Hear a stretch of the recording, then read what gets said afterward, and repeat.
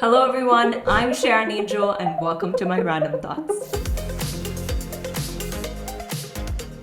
Today we're going to talk about honor culture a little bit. So I've been seeing honor culture translate into our society in different ways, and we have been able to take that and decipher it and use that into our culture in our daily lives, in our daily decision making, the way we think, the way we feel, and the way we interpret things. So I wanted to take this historical and maybe even this archaical idea of honor culture. Where did it come from? How is it playing out today? So I want to talk about honor culture of how it is played out in our South Asian culture, especially in our Indian culture. So it'll give you an idea of where this is coming from, what things are said to us, and how we use it in our daily lives. And I'm talking about this topic today so that you can take this and ask yourself some questions. Am I playing into this? Is there any situation or is there a scenario that I need to think through, that I need to work through, I need to heal from? Or is there any pain, shame, guilt, or trauma because of this that has happened to me? And is there something that I need to work through? So talking about honor culture, where did this come from? I'm going to talk about my experiences as a young girl and how I've seen that translate into today's life. Now, full disclaimer, not everybody has experienced this or everybody experiences this today. There are a lot of families and there are a lot of households who have broken away from this idea, broken away from this perspective, and are much progressive and forward thinking and raise their children in a different way. So let me begin by sharing how young girls are typically raised in the nation of India and also in many South Asian cultures.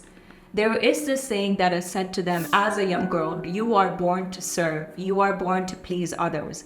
Whether it is your father, whether it is your mother, whether it is your parental guardians, whether it's your grandparents, your elders, people in authority, you are born to serve them. You are born to please them in the sense that as a young girl, go bring water for them, make sure that they are well fed, make sure they are taken care of when they come to our house. So it is typically told to the young girl that it is her responsibility to take care of others. Yes, you might say that this ideology is changing, but we do live in the remnants of these historical and archaical thoughts, archaical ideologies that have been passed down to us. And how does this get played out in the household, in everyday life?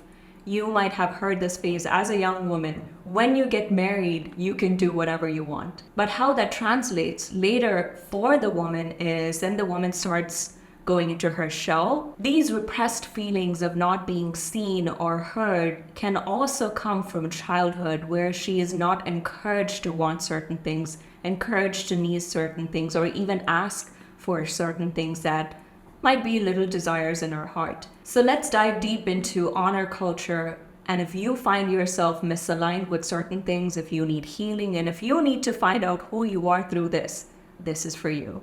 So I've broken this down into 4 different parts. One, we're going to talk about honor culture, the definition of it, how it is played out. Number 2, we're going to talk about identity. How does honor culture affect a young woman's identity, affect your identity even? And number 3, we're going to talk about dependency and how this is played out in everyday decision making. Number 4, we're going to talk about human rights. What are the basic human rights that everyone has inherited and how can you use them? So let's dive into what is honor culture. American Psychological Association defines honor culture as a cultural norm in a region, nation, or ethnic group prescribing immediate, definitive retribution as the preferred reaction to an insult or other transgression, particularly one that threatens a person's reputation. So to break this down even further, to simplify it, when, for example, a woman, a wife, asks her husband, I want to study, I want to have kids, I want to go for a job, I want to travel, and so many things like this. And if the husband is not willing, to cater to those wants and cater to those needs, under the sense that you belong to me, you will do as I say, you will please me, and any of your desires, any of your wants are not recognized, and further going to punish, whether as emotional abuse, mental abuse, financial abuse, spiritual abuse, and even when there's physical assault or domestic violence, then this becomes a problem. So, honor culture is defending one's own honor and defending that with actions or with verbal communication or with emotions to say that when you ask for something that is not of my wish, I will punish you. And many examples can be said to this, but one is when you're saying manipulative behavior from the other person in the relationship, the abuser in the relationship, to show control and to emphasize that you are nothing without me. And the justification for that is honor culture. I will be honored and nothing else will be taken in place of that honor. So how was this honor culture played out? Russell Sage Foundation and US Department of Justice published a journal article, and 2 points that I want to highlight is honor culture is played out by fostering violent behavior in defense of one's honor. And another point that I want to highlight is field experiments show that Southern institutions are more accepting of individuals who have committed violent crimes in defense of their honor. The way you see this played out is when, for example's sake, when the husband or when the son abuses his wife, his children, or his loved ones, the mother sometimes safeguard and protect the son even when they know that the son's behavior is wrong. Now, this example can be vice versa as well, because in our culture, in South Asian culture, what will others say? What will others think? What society will think takes more precedence over the honorable self, taking responsibility and being a solid human being. And I think that needs to break at some point in our generation. Moving on, we're going to talk about identity. So how does this honor culture in terms of lack of responsibility and accountability play into our identity? So I'll give you a quick example of mine. When I first went to college outside India, one of the first questions that my guidance counselor and my advisor asked me was, what do you want to do? What do you want to do in your 4 years of education here at this university? What do you want to do in your career? What do you want to do in your life? And I had no answer. For the first time in my life, I've been asked that question and I had no answer. And later I realized it's because I didn't know what I want. Nobody had asked me what I wanted, what I needed, and what I wanted to do with my life. And putting those things into words, putting my desires, putting my needs into words was super difficult for me. And yes, I did feel some shame, and there was some kind of guilt there to know I am this age. I don't even remember what age I was. Definitely in my early 20s. And I am in my early 20s and I don't even know what I want to do with my life. So then came that aspect of fear, then came that aspect of, am I really not going to do anything with my life? And later I had to figure out what I wanted to do with my life, which meant saying yeses to things that I needed and automatically saying no to things that I couldn't do because I said yes to certain things. So this is typical, I think, of South Asian women, South Asian men, South Asian young adults and children, where almost never we are asked, what do you want to do with your life? And genuinely, when we say something, are we supported to take that career, take that wish to our entire lifetime? So especially victims of domestic violence, victims of sexual assault, victims of abuse, when they are asked after this life of crime, after this life of violent behavior, what do you want to do? They typically don't know what they want because they've never dreamt or they've never been asked to think of their wants, think of their needs. And also this plays into they've never been autonomously thinking, feeling, or acting because they've always been told how to think, feel, and act, especially growing up in childhood, about loss, about grief, about failures. With all of these things in the South Asian culture, we are usually taught to shove down our feelings, control our emotions, meaning don't talk about it, repress your feelings. This happened, move on, it'll be okay. So that also plays into, with young women, opinions are not encouraged. It is usually questions posed to little boys and young men. What do you think about this politician? What do you think about these social acts? What do you think about this religious behavior? And they are encouraged to think through things because typically they are the ones who will inherit They are the ones who will take up the legacy of their parents or take up the legacy of their ancestors. So young women are typically trained to take care of the household, which is not a bad thing at all. But when opinions are not encouraged and when it is time to share an opinion on things, even in family matters, even their own selves matters, then comes the clash of, what do I say? I don't even know myself. And when young women or victims and even young men are encouraged to say things, they have the fear of saying things the right way. In many instances, therapists will sit with victims of violent crime or sit with traumatic patients and ask, tell me what you went through. And there will be several sessions just for the patient to open up, just for the victim to open up and share those, because it's one thing to repress those memories, repress those thoughts and feelings, but it's another thing to, when they're feeling that, when they're thinking about it, to share that in words. Because again, the whole aspect of what will other people think, what will other people say comes into play. So coming from that ideology, coming from that perspective of I shouldn't say the wrong things, I shouldn't act in a certain way in front of others, it is very difficult to say things, it is very difficult to share things when you're trying to heal, when you're trying to find who you are. And when I'm talking about all these things, I also want to talk about savior complex. And I find the savior complex still played out in many men and women of the previous generation, because this was taken to be a positive thing. This was glorified, this was celebrated. And now we are seeing these men and women stay in a place of burnout.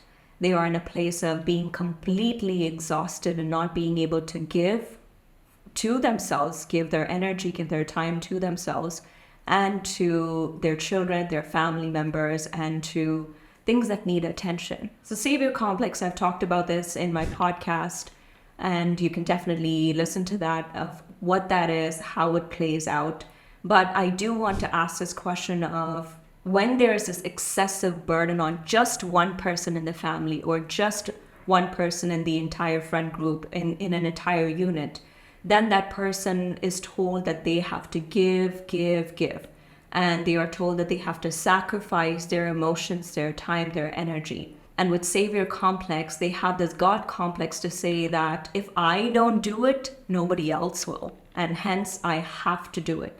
And even if it means driving them down to their extreme stress levels, giving them health issues, giving them mental health issues, and even putting themselves in financial trouble in order to save somebody else, in order to help somebody else and not take care of their own emotional and mental needs, then becomes a problem. So if you suffer with the savior complex, or if you identify that you have the savior complex and you need to break away from it, ask yourself these questions. How much will you give? How much can you give? What will you sacrifice? Is it worth sacrificing your energy, your health, your time, and your finances? And what will it cost? If it costs your entire life to keep on giving and never have that reciprocated to you, are you okay living this human life, this one life, without any of your energy, without any of your time, without any of your efforts reciprocated to you? Where will you draw the line? Number 3, we're going to talk about dependency. I won't stay too long on this because I'm sure a lot of you will be able to relate with it and quickly identify when I show you this graphic on the screen. So there are 4 different categories here. Number 1, which is control. Under the control of someone or something, people might say that they are dependent. So cases like being manipulated, there might be control situations where the victim or the person who is suffering might not see a way to get out, or does not have the tools to be able to function, the tools to be able to give and reciprocate love the way it should be. And number 2, codependency. Codependency is excessive emotional or psychological reliance on a partner. So we see codependency in parents and children, in families where parents are not able to function without their children. Children are not able to make decisions without their parents. For example, husbands will not eat without their wives. And wives will not go outside to an event or to a function without their husbands because they want to save face. They want to show that we're a happy family. And this whole thing of like, what will others think? What will others say might play into this. And this is not good because it cripples both the parents and the children to make decisions without each other. There's an unhealthy dependency on each other where, let's say, after the children get married and go off and have their own family, there is an unhealthy attachment with the children that the parents are not able to function without them.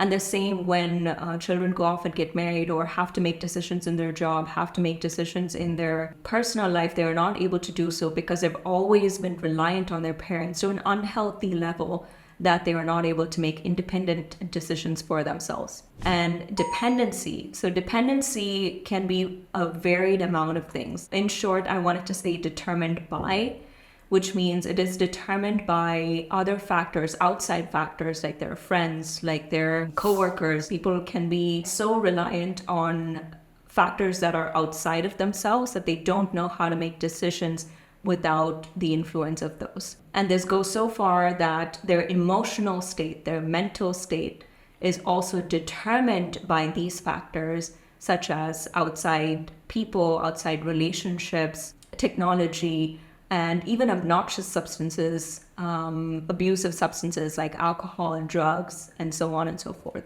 And finally, I want to talk about interdependence. So interdependence is mutual dependence where both parties contribute.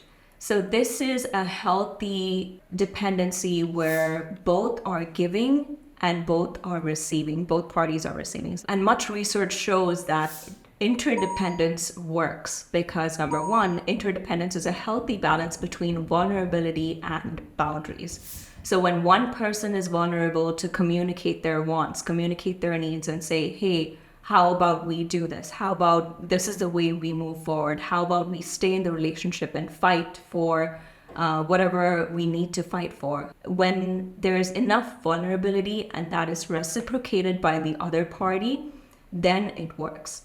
And when I talk about boundaries, sometimes there is a place where the person gives, but also waits, draws boundaries in the sense that they wait for the other person to reciprocate and come back to meet them in the middle. So the whole concept is it is not bad to give. It is not bad to sacrifice. It is not bad to compromise.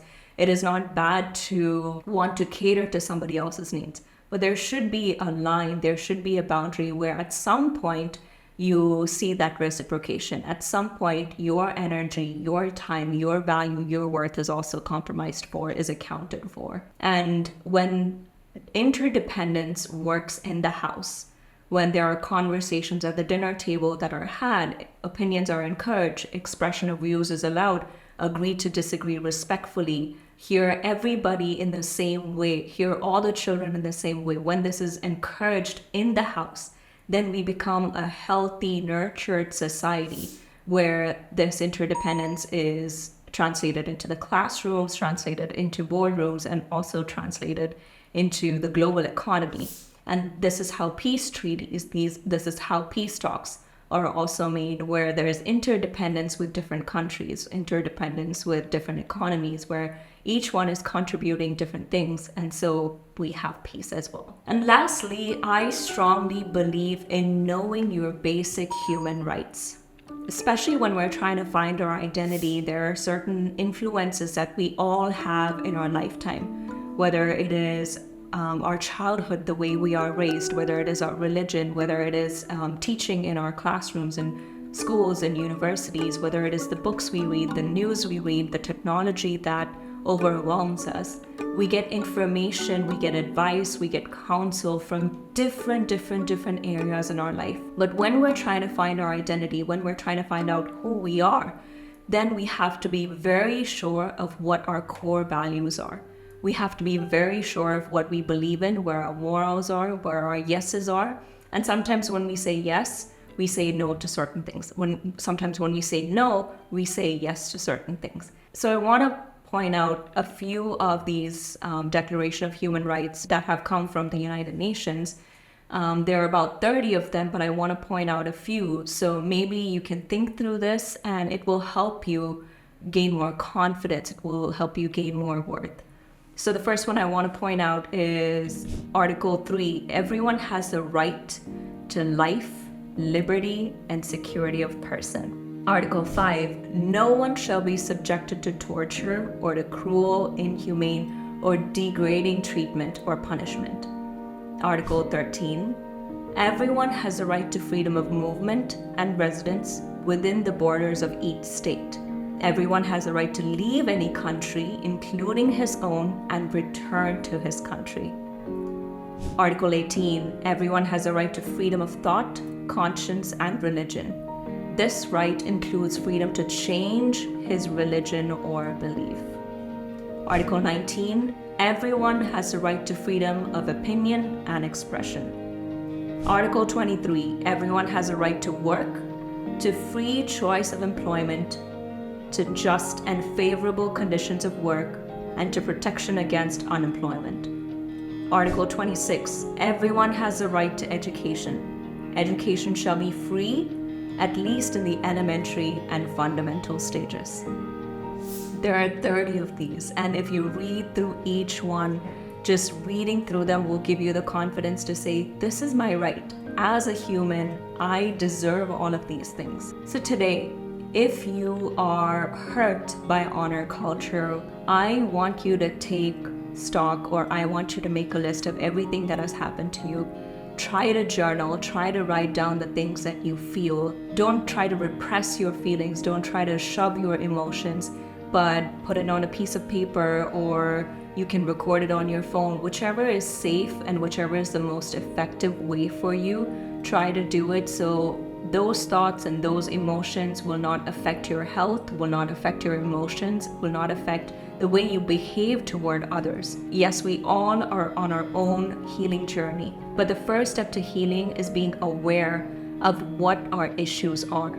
If you need to get somebody's help, whether it is someone in the religious spectrum, whether it is someone in the mental health spectrum, whether it is someone at school, at work, whether it's your friends or relationships, please go and do it. We all heal in different ways, and we all need multi-layered levels of healing. So I encourage you to take the steps forward to get the tools that you need so you can find out who you are and be strong in your identity.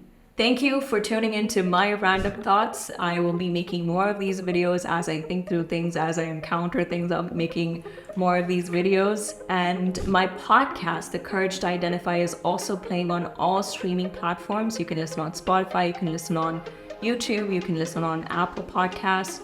Wherever you listen to music, you can listen to the podcast. All you have to do is type The Courage to Identify by Sharon Angel, and you can listen to my podcast. Please rate, review, and comment as well. Here's also the link to my book. So if you want to buy my book, you can go ahead and do that. It's available also on Kindle version and audiobook. So I will also put the link to that in the description box below. Thank you for tuning in. I will see you on the next episode. This is Sharon Angel, and I'll talk to you soon.